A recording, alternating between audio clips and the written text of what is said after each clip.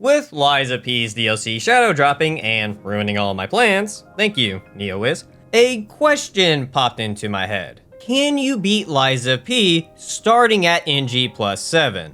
Also, make sure to like and subscribe if you want to see more crazy runs like these, or just like seeing me suffer. I also recently created a VODs channel, so if you would like to see unedited versions of some of my runs, or the winning attempts of boss fights, check out my VODs channel, Arcane VODs. With that said, let's get into the rules for this run. Rule number 1, I must start at NG+7, which means no prior weapons, Legion arms, or upgrades. This also means I'll be taking on NG+7 with base amount quartz as well, so my build options will be limited. With that said, let's get this NG+ can of worms over with. So, when doing my research, the most common statement was that Liza P, upon entering NG+, increases enemies and bosses' damage and HP by 40% across the board, and every cycle after this it increases by 8%, stopping at NG+7 for a total of 88% increase, but other people stated it stops at NG+2, 4, or even NG+5. So at the time, I went with the most common response, which was NG+7, but come to find out, it was NG+3, as we can see in the DLC patch notes. But they also state now it goes past the 4th playthrough, which is very vague and could mean it stops at NG+5, 7, or it just never ends.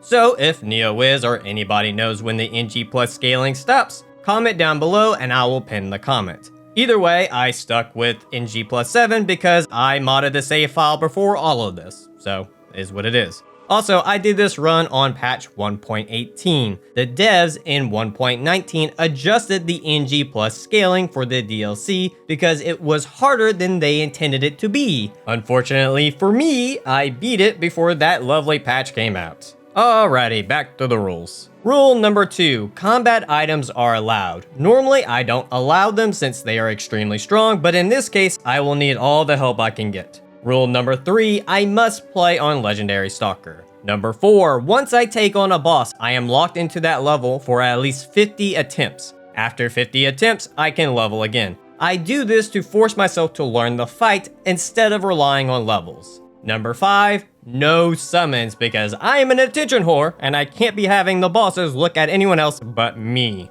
Lastly, rule number 6, beat all bosses. With the rules out of the way, let's get this run started. Starting off, I picked the Path of the Bastard for my starting class because I personally prefer fast weapons. So the first thing I do is to see how rough basic mobs are going to be, and the damage isn't great, but it's definitely doable to kill. Oh, also, they one-shot me, so that's nice. It took me a minute, but I finally made it to the police puppet. Come to find out, I can't survive blocking either. Lovely.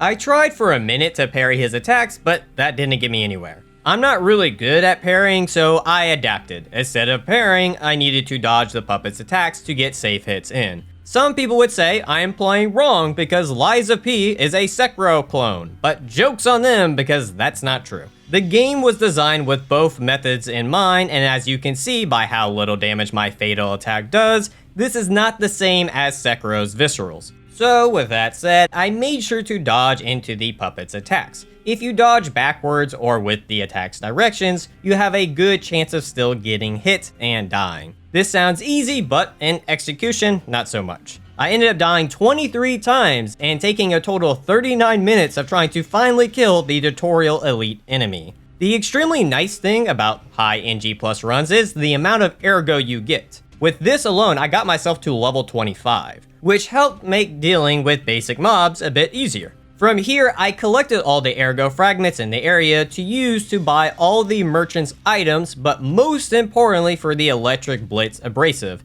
and used the last bit of ergo I had to get myself to level 28. With all that done, I was ready for Parade Master. Ah, fuck. So, for some reason, I figured I would be okay at level 28 with only 16 vitality and 21 technique. Probably should have leveled up a bit more, but I'm locked in for 50 rounds. So for a good while, I was getting one shot because I was trying to parry most of his attacks, but just like the puppet police officer, that was not going to work, since one small hiccup will cost me my life. leading me to of course dodge his attacks, which came with a learning curve because I honestly don't know the Parade Master's moveset since he usually dies really fast. Also, I would like to point out my damage is still shit. And fatal attacks, again, aren't worth parrying for since it does less damage than if I would just press R1 a few times. With doing so little damage, fights went on for a very long time. Right here, I'm not even halfway when I die, and this was 7 minutes and 30 seconds. So I ended up experimenting a lot. For a bit, I tried strictly using the Azura Dragon Crescent Glaive since it's a very strong weapon early on, but it actually did less damage overall, since the rapier could get more hits in. The only thing the glaive did more damage and stagger damage in was its Fable Art Storm Slash. On top of that, the rapier could build up Fable charges faster since it was easier to get charge attacks off. So seeing that the rapier had better basic attack damage plus being quicker while the glaive had the better Fable art, I decided to use both. In doing this, I also made sure to remove all my armor since I don't really need it at the moment, but more importantly to help with weight load, which helps with increasing dodge range and iframes. With all that done, I came up with a plan to no-hit Parade Master. For phase 1, after dodging attacks, I would make sure to follow up with a charge attack with the rapier, which in most cases I could get 2 or 3 charge attacks in. Once all 3 Fable charges were full, I would pull out the glaive and wait for a safe time to go for Storm Slash. After getting the Fable art off, I would wait for a safe time to switch back to the rapier to repeat this process until I got to phase 2. For phase 2, I made sure to switch to the glaive since I find it the safest to parry with. Here, I bait out Parade Master's charge swing attack by standing far away and parrying it. I repeat this until his weapon breaks. With the weapon now broken, I can continue to bait out his swing attack for easy dodges to continue the same strategy from phase 1. I would also get hits in on him after he finished any attack combos to speed up the fight. I also made sure to hold off on using Electric Blitz Abrasive until the boss was close to death, since I only had 3 to use and had no way to get more. So all I had to do was not mess up. Yeah, I definitely died more than 50 times, but I was so confident I could do this at level 28, so I never leveled up. Which I was right. It only took me dying 100 times, a win attempt of 22 minutes, and a grand total time of 5 hours and 40 minutes. Fun part is we only have 20 more main bosses to go. The worst part is I only got 8 levels for all that trouble. Fuck me. After that lovely start to the run, I make it to the hotel, talk to some fine ladies and gents, change out my clothes for something more pimpish, get my rapier to +1, and start making my way to the next boss. I figured with being level 37, I would be able to kill basic mobs quickly and possibly not get one shot, and I was wrong on both parts. Something I learned early on was that my weapon level and defense parts matter more than my stats, which sucks because it's going to be a good minute before I can get a +10 weapon and some good defense parts. Luckily, with being on NG+, all the defense parts I do get are at +2, so it shouldn't take too long not to get one shot. Hopefully. While exploring, I pick up a life amulet for more health, beat up another puppet officer, got some more upgrade materials to get my rapier to +2, and get myself up to level 45 to take on Mad Donkey. Yeah, so this fight is straightforward and a bit boring. All I did was backstab him. As much fun as it would have been to fight him normally, I would have died more often than I did. You would think with backstabbing him he would be a pretty quick fight, but the backstabs didn't do much damage. I also realized human NPCs stand a bit at an angle, so you actually need to be more on the left side of their back to get the backstab. With that said, I ended up dying 14 times, with the win attempt taking 8 minutes and 35 seconds, and a grand total time of 43 minutes until I finally won. Just ignore me killing him with a rusty cog. With Mad Donkey crushed by my sturdy cog, I nabbed the Puppet Destroyer amulet, found a lost child, returned the lost child for money because that's the only way I would help a child in the first place, pick up some better electric defense gear, and get myself to level 62 where I increase my vitality in hopes to survive a single hit, my capacity to help with weight, and technique to reach the soft cap. With that done, I am ready for Scrapped Watchman. This was a boss I was very confident in impairing. Then this run made sure to crush that confidence real quick.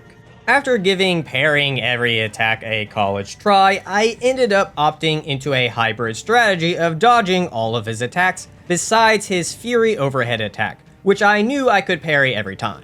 I also equipped the left arm of steel since it can actually deal good damage and stagger damage at this point, in comparison to the puppet string. So my strategy for phase 1 was similar to Parade Master strategy, where I would dodge all of his attacks and counter, but this time I would rotate between light attacks and charge attacks, or even do a combination of both. Once all 3 fables were charged, I would use Storm Stab. I would also get a few pimp slaps in to try and DPS Watchman to his second phase faster. The one nice thing about this fight is that I could actually survive Watchman's electric attacks. Well, barely, thanks to those armor upgrades. But that means I don't have to no-hit him, which made things a lot easier. Unfortunately though, all of his physical attacks one-shot me, so it wasn't a complete walk in the park. Phase 2 was a bit trickier than Phase 1. In Phase 1, it was a lot easier to get multiple hits off after Watchman finished a combo, but in Phase 2, with him leaving an electric AoE behind after most attacks, meant I had to be more deliberate when attacking, which slowed down the fight a good bit. A good time to attack is after he does his long-range jump attack, but I had to run around to his backside and wait for those AoEs to go off and then attack. Doesn't matter what boss you fight, they are all weak to being thrusted from behind. If you do this before the AoEs go off, you will get hit. Of course, all of his basic combos are still punishable, but just need to dodge the AoEs first before attacking, and of course, anytime he raises his arms to attack, it's easy to dodge and get hits in. Also, a quick side note, when I would stagger a boss, most of the time I would still go for the fatal attack since it took away the boss's HP regain. I would deal more DPS if I just attacked normally, but I couldn't always attack the boss most of the time, so they would usually get the HP back. With all that, I just needed to keep my composure for 21 minutes until the big boy went down. I ended up dying a total of 36 times with a grand total time of 3 hours. With Watchman defeated, I have access to the P organ, which now makes me a real boy. Here I focus on getting longer stagger duration, more Fable charges, increasing Fable damage, and charge damage. While at the hotel, I hit up Eugenie to get the Fulminous. I then headed to Workshop Union entrance to see how tough these basic mobs are. Well, fuck me then, they can still one-shot me. After seeing that, I ran past all that shit to solve a riddle, get the Salamander Dagger for future bosses, pick up some armor upgrades, fight a shield puppet for 15 minutes, which sadly is not an exaggeration, pick up some more quartz, and killed a boss for 1. Then I used those quartz for some more upgrades and remembered afterwards that I could buy the electric coil. I then used a technique crank that I got at Benini Works to make its technique a C instead of a D since I haven't put any points into motivity yet, and upgraded the weapon to +3. I then killed the fire puppet for better fire defense gear and used those ergos to get myself to level 95, where I focused on advance, capacity, and vitality. Y'all know what that means, boss time. So I was not expecting to struggle with Fuoco as much as I did. Unfortunately, I had the same issue with him as I did with Parade Master, where I just never learned his moveset. And other runs, I could just run around most of his attacks and just DPS him down. But here, that was not the case. I ended up dying 107 times. Dude went from one of the easiest bosses to hardest bosses real quick. So, starting off, I made sure to go with the electric coil since Fuoco is weak to electric. I also made sure to use Generate, which increases my electric damage output. This is better than just using Rush Smash, since you can deal more damage over time with the weapon buff than just one single smash. Plus, this will lead to the boss getting shocked, which will make him stagger more often. So the trick to this whole fight was staying relatively close to the boss. When staying close, it will make Fuoco do short range attacks that are easy to dodge and leave him wide open for easy hits, especially in phase 1 when he doesn't use his gun yet. A few other good openings to get hits in were after both of his Fury attacks, especially his overhead slam. His charge Fury is a bit trickier, especially in phase 2, since after doing it, he will always follow up with an attack. I got hit a lot in phase 2 since he can just turn around and point blank shoot you with his gun. The last good opening in phase 1 is after his 3-spin attack. I played it safe and ran away, and on the last spin I would dash in and start up a combo. Alright, time for second phase, which was the hardest part. In this phase, I needed to stay on top of the boss because if I didn't, he would shoot fireballs or oil non-stop, and these were the two main reasons I kept dying in phase 2. The worst was when I had the boss at 15% HP left and died. That one hurt me physically.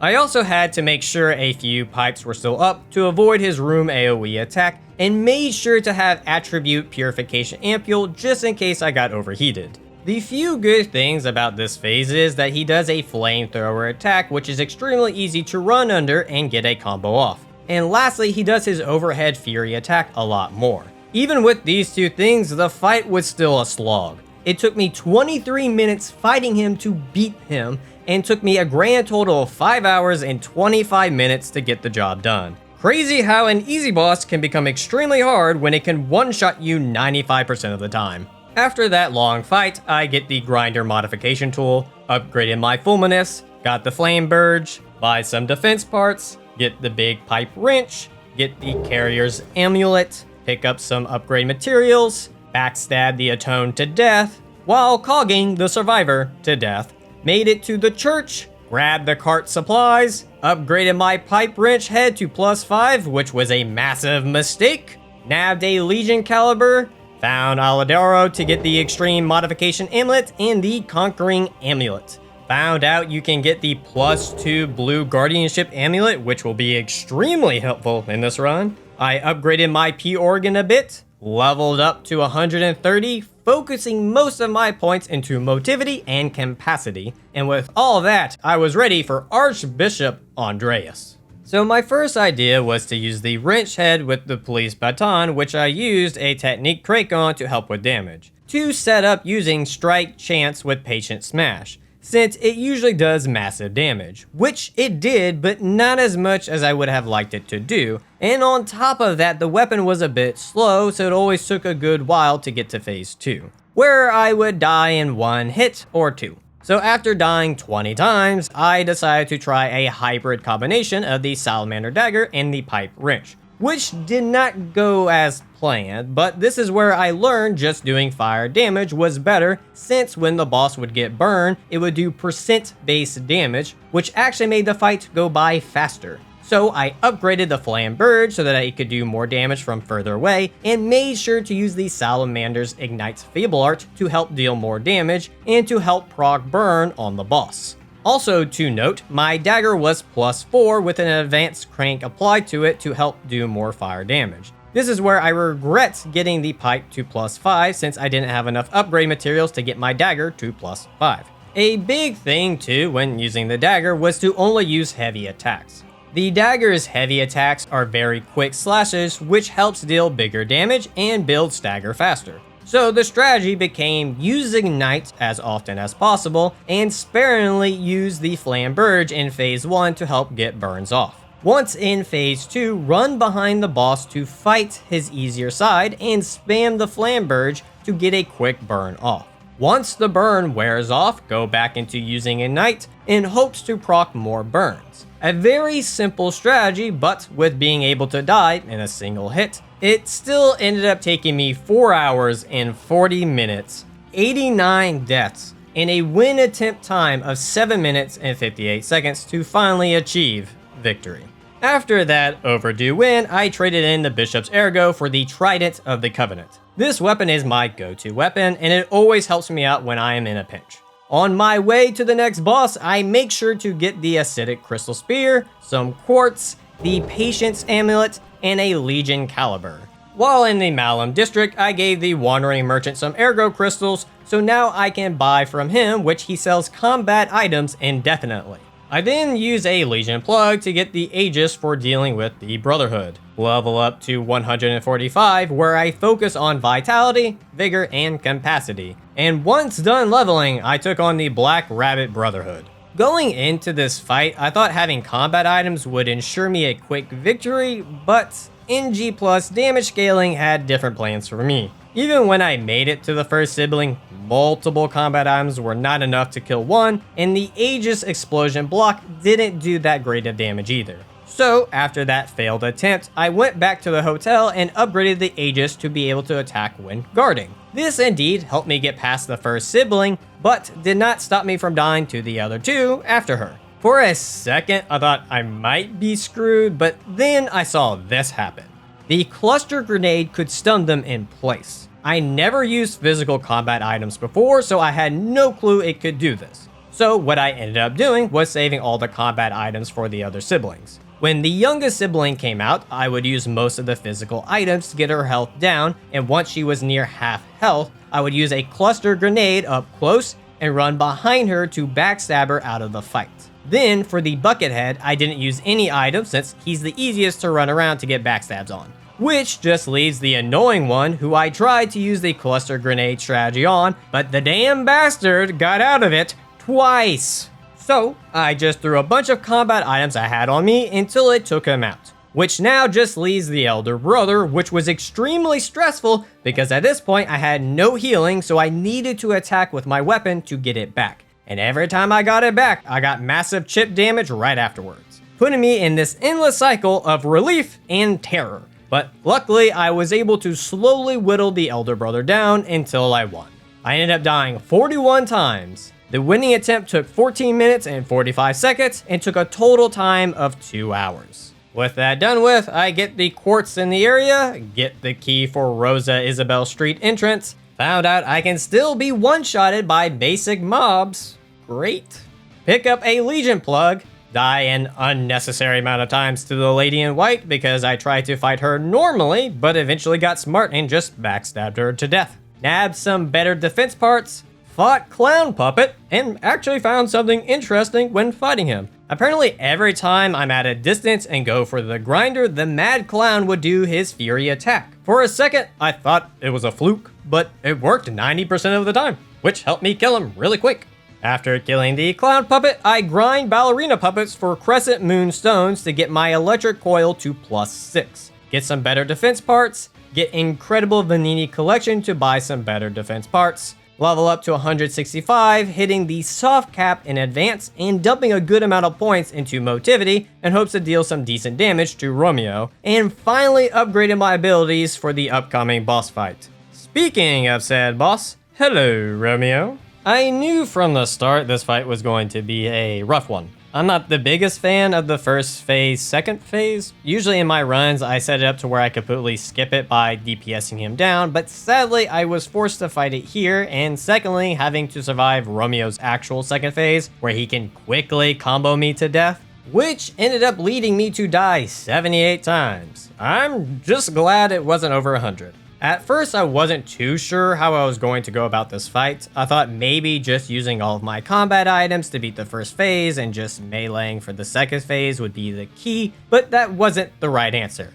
I then thought maybe I should just melee the first phase and use all the combat items on the second phase. That also wasn't the answer because I just kept dying to the first phase. The actual answer was a combination of both. I actually needed to use and save specific items for each phase. With that said, let's get into the strat that won me this fight. For the King of Puppets, I would parry most of his attacks and retaliate afterwards in hopes of proccing Shock on the boss. I also used the Fulminous a couple of times to help with this, but saved the majority of its uses for Romeo. I also made sure to not over DPS him and lose the stagger. If you damage the King of Puppets too much, you can lose the stagger opportunity when he goes into his second phase. It happened quite often to me. Once staggered, I would drop an Electric Blitz canister before and after the fatal attack. Here, he would transition into his second phase by throwing a tantrum. While he did that, I spammed him with cluster grenades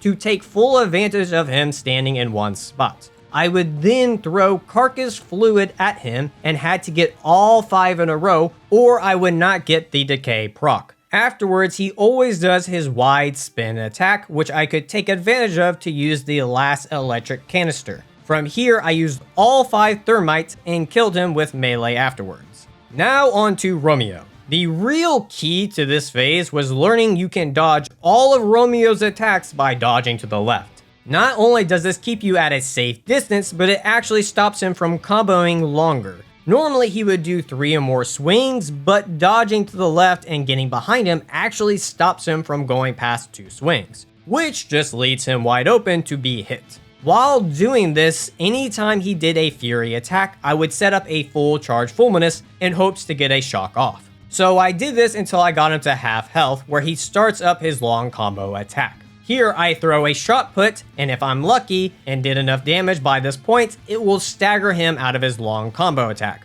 From here, I would continue the same strategy until I got my Fable charges up and waited for a stagger opportunity to get Rush Mash off. I would then smack Romeo a few times into a fatal attack. From here, I spam throwing cells to help with the stagger buildup because I know he's going to do his long combo soon, and once I see it, I throw a shot put, but I got unlucky and it didn't do enough damage in time to get a stagger off on my winning attempt. So I had to dodge through the barrage. I did get hit, but luckily I can survive 1 hit. Once healed up, I just had to continue to dodge to the left. This looks easy, but I did make it to the same spot multiple times to just die in 1 hit. So it took me a minute until I actually pulled it off. The winning fight took 8 minutes and 26 seconds, and the total time was 4 hours and 37 minutes. I am happy to say from this point the run becomes a bit more chill, but just a small bit. What won't be chill is me having to beat Sekiro starting at NG+7 with base health, Charmless, and with the Demon Bell. And that's thanks to all you amazing people because we hit 50,000 subscribers. I am truly flabbergasted, but more importantly, I am thankful to all of you. Thank you so much. It really does mean a lot to me.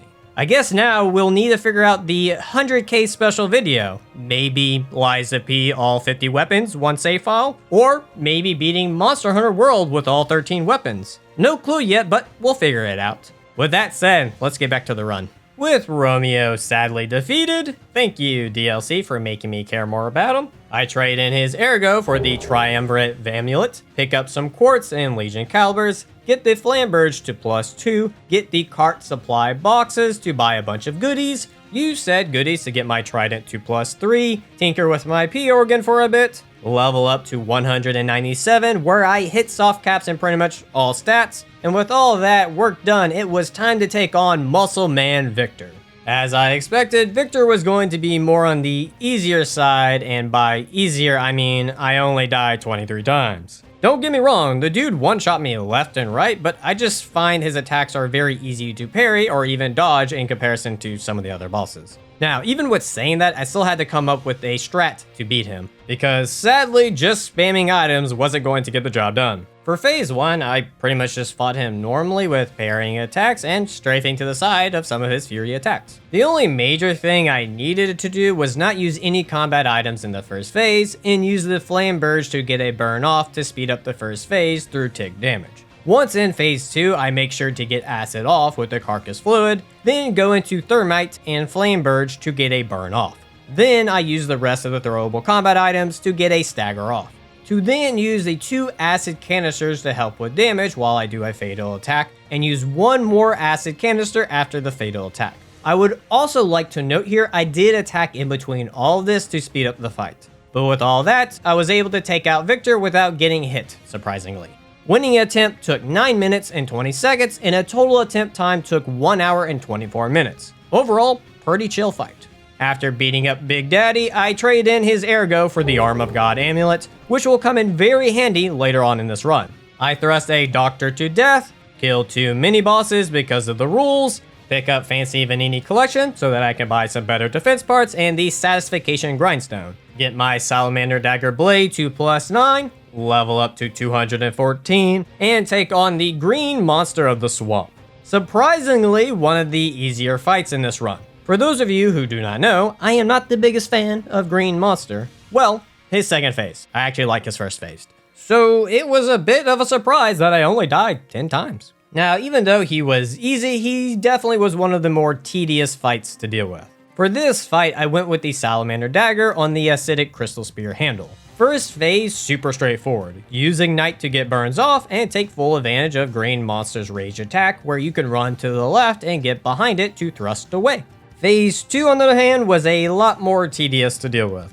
So the safest option is to run away to bait out the charge attack. Dodge twice, and on the third time when he does his fury roll, just run around and smack a few times and run away. I am so happy I learned this strategy on my Legion only run because, oh boy, this fight would have been hell without it. This is the safest time to get hits off on him, but I would also attack him after his Fury Jump attack, which you can run around to dodge, and after he does his Fury Slam attack after dodging the tentacles. With these three options being the safest times to attack, it left a lot of time running around, which meant the boss would get his HP back from the regain, so it prolonged the fight. On top of that, I needed to save a good amount of Legion and combat items for when he gets to half health to speed up killing him. So getting him to half health took a hot minute. But once I got there, I made sure to throw everything I had at him. Sadly, this didn't always go as planned.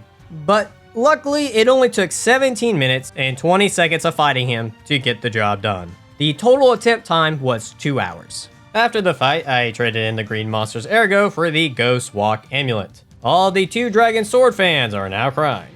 I then had a throw-off with the Robber Weasel, and I of course won. I haven't mentioned this yet, but the basic enemies in NG+7 not only give you a lot of Ergo, but they also drop high-grade Ergo crystals as well, which made getting levels through this challenge pretty easy. I then find a wandering merchant who sells me some better defense parts, pick up the special Crot supply box, and buy all the upgrade materials from it. I then pick a fight with the Walker of Illusion, the fucking twat. I dislike this mini-boss more than the Green Monster's second phase. So I cheese this bitch by running away when it summons its clones. If you hang out on the ladder for a bit and then come back up, the clone will just explode. Then you're back to having a nice 1v1 match. Fuck this fight, I just want to get to the DLC. Blocking my path to the DLC was the Corrupted Parade Master. Good thing I have Thermite, Flame Burge, and the Salamander Crystal Spear to make this fight a walk in the park.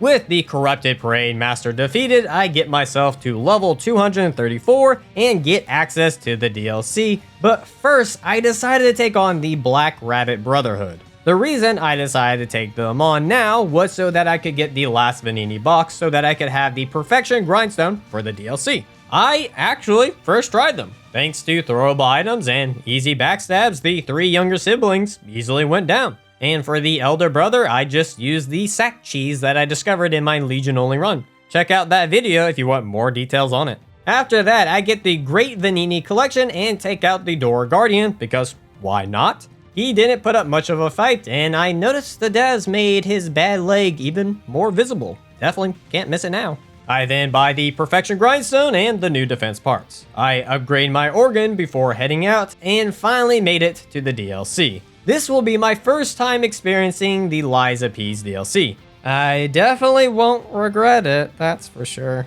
First thing I do is de-headed a bear, pick up some new swag, and learn real fast the basic mobs in the DLC are no joke. The damn croc dogs kept killing me. I then find out the entire zoo is infected, but I also found out Big Butt here has a relatively short leash. I still found a way to die though, it takes real skill there. Fuck you, Big Butt. Fuck you. Not literally. Apparently the devs didn't stop at baby puppets. Now we are fighting zombie baby elephants. Lovely. After definitely not killing the baby elephant, I found my first new weapon of the DLC, the Royal Horn Bow, which I absolutely love. It made traversing the DLC a lot easier, especially when you find out the majority of elite enemies and basic enemies have a short leash, so you can just abuse them with the bow, which made wild beast, deer, croc, zebra, hyena, anteater, baby elephant a breeze, earning me my first new Legion plug. I actually enjoyed the bow so much, I got it to +5 and decided to use it against the new mutated croc boss. With using the bow for this boss, it wasn't too hard of a fight. I did die 7 times, but that for the most part was due to me trying to figure out his entire moveset. Also, the dude hits like a fucking truck.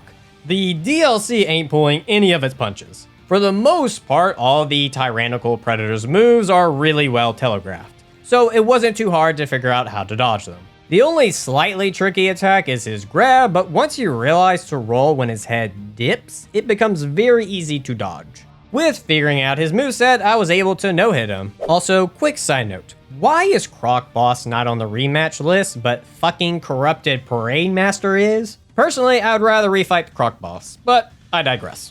After seeing how hard the DLC could hit, I figured I would get the rest of the quartz at Arch Abbey and the other areas in the base game to further upgrade my abilities, because I have a feeling it's going to get rough from here.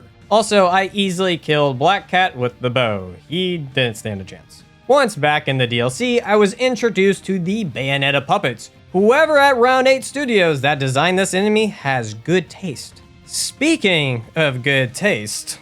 Oh my, I think I'm developing Homelander syndrome. Okay, you lost your speaking privileges. I went into this fight at level 268. Off the bat, this duo fight became one of my favorite, or even possibly my favorite duo fight in all Souls games. I love this simple color telegraph of the tether turning red to indicate that it's the puppet's turn, which lets you know to toggle over to the puppet, and once it goes back to blue, you know to toggle back to Markiona. The only thing that holds this fight back for being a 10 out of 10 for me is that the toggle system doesn't always work even when I'm pressing the right analog in the direction of the boss, and the camera in some cases wasn't the best. The toggle issue could easily be fixed with a dedicated toggle button that will switch to the enemy just with a single press, like how it's done in Kingdom Hearts 1, where you can press L2 to switch between targets even if they are behind you. This could be put on L3 in Lies of P since it currently has no use. I feel by having this, we won't have any issue with the enemy switching, and it would make the flow of the fights better. But with that said, let's get back to me suffering. This fight was a rough one for me. So rough, in fact, it was the first boss fight after dying over 50 times I actually decided to go level up to help out with it. But the real key to my success was actually changing my strategy. My first strategy was to just use the bow and acidic spear, but in hindsight, the damage output of these two just wasn't great. So after my 54th death, I switched to my +5 trident, which come to find out was just what I needed to win this fight. The plan was simple. Lower the puppet's health down to the point it can be killed with a single throwing cell, and then get Markiona to half health, which will have her start her second phase. At this time, I throw the throwing cell to knock out the puppet and stop her transition attack. Here I spam cluster grenades and other throwing items to build up stagger, so that right before her puppet fully heals, I can get a stagger break off and do a fatal attack. Sadly, this is not enough to kill her because NG+ health increases are nuts. From here, I just spam items and attack when I can, which got super spicy on my winning attempt where multiple times I was knocked down to 10% HP. Just to give y'all an idea how intense it was, here's the last 20 seconds of the fight.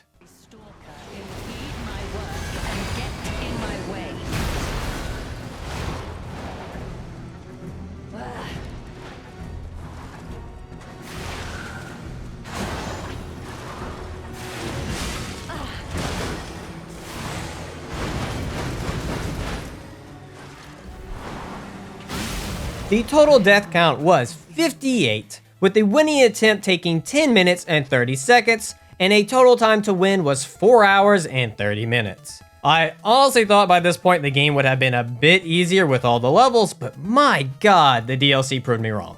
Also, during the Marconia fight, I decided to use the new Legion plug and get the Icarus because it seemed very versatile. With beating Dami Mami Markionia, I use her ergo to get the claws, which just feels absolutely busted with having a 40% crit. Upon seeing that, I knew I needed to get the Assassin's Amulet. But to do that, I needed to beat Laxasia, which wasn't hard to do with the bow, the claws, the Perfection Grindstone, the throwable items, and just dodging most of her attacks in Phase 2. I almost had the first try, but I fucked up and pressed X one too many times, causing me to die. But round 2 was a cakewalk. With Lax out of the way, I killed Red Fox, got the amulet, and picked up some quartz while I was at it. I then headed back to the DLC and found the OG Parade Master, who also has a short leash that I can abuse with the bow. I then proceeded to get some boss weapon upgrade materials, and found Krot Hotel before it was Krot Hotel, where I get access to a new feature where we can further upgrade existing abilities on the P-Organ. But I wanted the 5th amulet slot, so the new feature had to wait. I then had an adorable moment with Mr. Fluffingtons II. Also, fuck this guy. With now having 5 amulet slots, I could set up really strong builds. As you can see with me fucking up mobs with the claws, which I had a blast doing. Which I have to give major credits to the devs here. All the new weapons added in the game were super fun to use, especially later on with Pale Knight and the Rose Sword. After bullying some carcasses with my Wolverine claws, I found the next boss, Veronix. Well, fuck me then. Veronix is not playing around. This muscle mommy can easily two-shot me and had me worried this was going to be another 50+ death moment. But come to find out, it wasn't as bad as I thought. It only took me 10 attempts to win. What I found is that I could bait out her 3-hit combo by staying far away from her, so I would dodge the first 2 swings and parry the 3rd Fury attack to build up stagger. The other time I could get easy hits off is when she did her flamethrower attack. I just then repeated this pattern until I would get a stagger and then do a fatal attack, and with that simple strategy, she went down. Sadly, you don't get her hammer though. I was really hoping we would get the hammer. After the fights, I got to meet the real Alidoro, who is definitely the real pimp. That fake Alidoro got nothing on this dude. I then get to try out the new P-Organ feature, level up to 305, and take on Two-Face. Why do y'all hit so hard? For the love of God, I have 71 in vitality and the +2 blue guardianship amulet, and I'm dead. This is some bullshit. This was another fight that I was like, oh fuck, at first, but then it dawned on me. When I used the Flame Burge on Two-Face, I was able to lower his health a bit lower before he would transform than when I would strictly be using a physical weapon. So I tested just using the Flame Burge, and sure enough, it wouldn't stun him. For those of you who do not know, Two-Face will only transform after being stunned twice. And since the Flame Burge doesn't stun him, I can keep him in his base form, which is easier to deal with, plus he doesn't hit as hard. Now, I could have just used the Flame Burge to kill Two-Face, but I didn't want to wait for the Legion to slowly rebuild back up. So once I ran out of Legion, I used my bow to get him to transform, and after he transformed, I threw all the combat items I had to stagger him as fast as possible to knock him out of his enraged state. I then went back to the Flame Burge, but it didn't refill all the way, so when I ran out, he still had 10% HP left with a good chunk of health to regain. So I just gambled it and went all out with the bow, and the gamble paid off. I only ended up dying 14 times. Now, some of you might be wondering, would this work with the Puppet of the Future's welder? I did not get this weapon until after this fight because I missed it, but after beating the run, I went and tested it in the boss rematch, and sadly, it does stun the boss. So it seems Flame Burge is the only way to bypass the rage transition.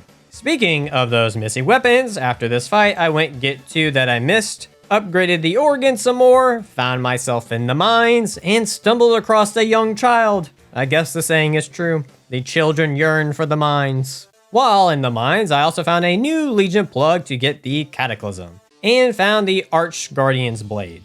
I then found my new best friend, Brain in a vat, and the sons of bitches at Round 8 Studios had to have me kill him. I could have kept him alive, but that would have just been wrong. So, after crying for a bit, I found the next big baddie, or as Google Docs would like to call him, Big Daddy. For the Guardian, I was level 319. This fight was actually easier than I thought it was going to be. It didn't take long to figure out I needed to break the horns on his hand and head to do the really cool fatal attack. Now, this alone wasn't enough to be able to beat him with ease. He for sure knocked me around for a short bit, and in some cases killed me within 30 seconds of the fight. I ended up dying 10 times. The only move that really tricked me up was his dash attack. For a while, I couldn't figure out how to not get hit or blinded by the boss's body. Then I realized I just needed to roll into his left arm. I kept rolling into his face or his right arm, which led to me getting hit by his follow-up attack. Once figuring that out, I could actually survive most of the time, but the real trick to beating the Guardian was baiting out his Fury attack. When the Guardian does his Fury attack and it is parried, he is left wide open for free hits, especially after his right hand is broken. Using Icarus here really helped out since it could do damage while I attacked with the claws. The thing is, in phase 1, the Guardian doesn't do his Fury attack that often, So I DPS his horns as fast as possible to get him to his second phase sooner. Once in phase 2, I just kept my distance and baited out the Fury attacks. I do have to say though, I like the Dark Souls 3 Demon Prince beam attack here. I try to test it out when he does his crazy beam attack if you can punish him like the Demon Prince, but sadly I never made it to him in time to find out. But either way, I just baited out his Fury attack and finished him off with some items for the easy win. With the Anguish Guardian defeated, I traded in his Ergo for the Pale Knight, which has to be the coolest fucking weapon in this entire game, because my god does it feel good to use, plus you feel like a badass when using it. I ended up using this bad boy on Manus, and if it wasn't for me dicking around on my first attempt, I could have easily beaten him, which I did on my second try. I was still having so much fun with it, I went to take on Baby Green Monster with it. I was having so much fun, in fact, I didn't even use combat items for this fight. Baby Green Monster was actually really fun. With him just being the first phase of Green Monster, I had a blast fighting him, literally and figuratively. A few of his new moves caught me off guard, besides that it only took me 4 tries to beat him. At this point in time, I was having a fantastic time with the DLC. And then came Lumakio to kick me in the balls. Apparently he was tired of me not dying a lot and decided to take matters into his own hands. I didn't struggle so much with his first phase, even though his damn explosive attack could be annoying at times. No, it was his second phase where he decided to go batshit crazy flying across the room to pimp slap me in the face. I ended up dying 62 times. So close to 69. This fight took a good bit of experimenting, but I finally found a solution. For phase 1, I went with the Trident for crit damage to help get the boss to phase 2 quicker. I would also mainly focus on backstabs. He has the same weakness as Romeo of just dodging to the left. The goal for phase 1 was to get Decay to proc to speed up the fight. Once damaging him enough to transform, I would menu switch to the Puppet of the Future's Welder. Having both weapons on would just make me too heavy. The key thing in this part was having the Ghost Walk amulet to help dodge Fury attacks to get easy hits in. The goal for this phase was to proc burn on the boss to get the tick damage off. So I made sure to stay back and bait out his Fury attacks or his 6-hit combo to get hits in. Once the boss's HP was around 20-ish%, I unleashed all the items I had on me to drop his HP super low and finish him off with the flamethrower. Then, when asked to spare him, I burned the fucker. I fought this asshole for over 3 hours. No way in hell I was going to let him live. After that hellish fight, I trucked my way over to the end of the DLC, got the +3 blue guardianship, used the last few quartz I had, leveled up, and was ready for the final DLC fight. Arlecchino, the Blood Artist. My god, this fight was hard, but extremely rewarding to figure out. Not only did Arlecchino hit me like a fucking truck, but if I didn't perfect parry, my poor weapon took a shit ton of durability damage to the point in some attempts I spent more time grinding than fighting. I also decided to not use throwable items for this fight. I wanted to see if I could beat him without it, and oh boy did it make the fight a lot harder. I died a lot, like a lot. To the point I even went level up because I for sure died more than 50 times, so in hopes of by doing this it would help. But sadly, it didn't change a damn thing. He could easily kill me if I made one small mistake.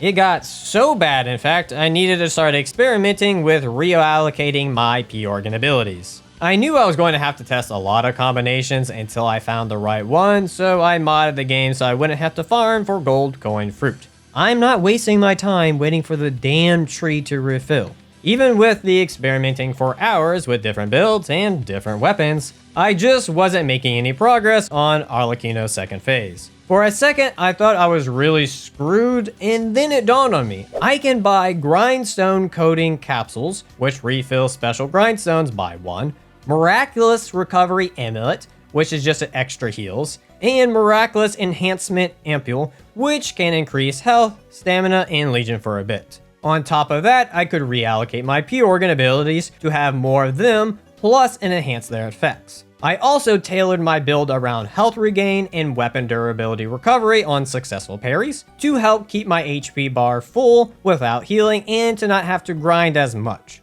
With these simple changes, I went from not even getting past 15% of Arlecchino's HP bar to having him with only 15% HP left. At first, I wasn't going to show off my winning attempt, but fuck it, I'm proud of it. I hope y'all enjoy it. It was a long fight. Tick-tock, tick-tock. Romeo's on the clock, and you appear to be nothing but talk.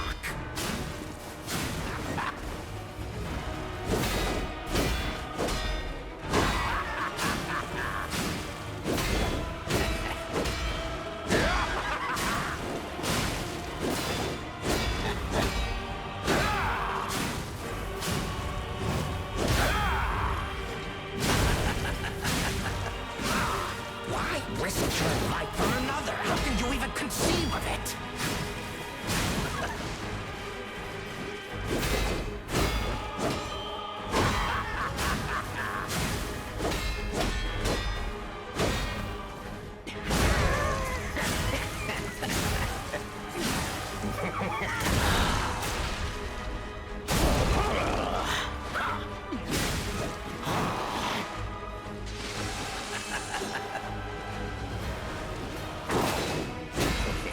Why risk your life for another? How can you even conceive of it?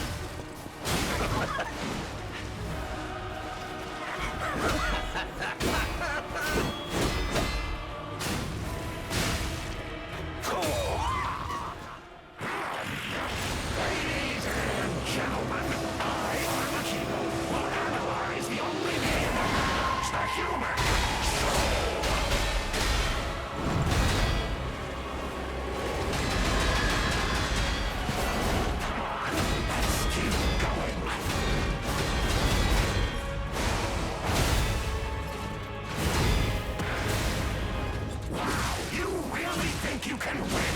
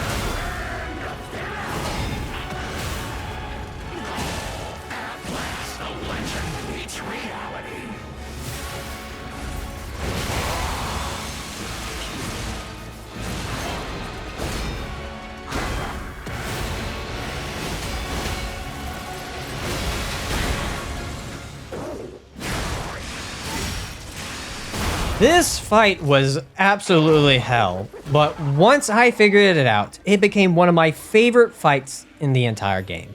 With Arlecchino defeated, I earned the Monad's Rose Sword and figured with only the nameless puppet left, I would use it. Plus, I got myself to max level just to see what it would be like. Come to find out, it doesn't do jack shit, because Nameless can actually hit harder than Arlecchino most of the time. But focusing on a Fable Art build at this point, I was able to end this run in style.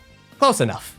Man, what a wild ride. I had a blast playing through the DLC, and I hope all of y'all did too. With all that said, if you enjoyed this video and would like to see more like it, hit that subscribe button. At this time, I would also like to thank my channel supporters. If you too would like to support the channel or have your name in the video, you can click the Patreon link in the description or click the YouTube join button. I also from time to time stream my runs, so you can catch me streaming on YouTube or over on Twitch at Arcane Gaming. I want to thank you all for watching, and until next time, take care.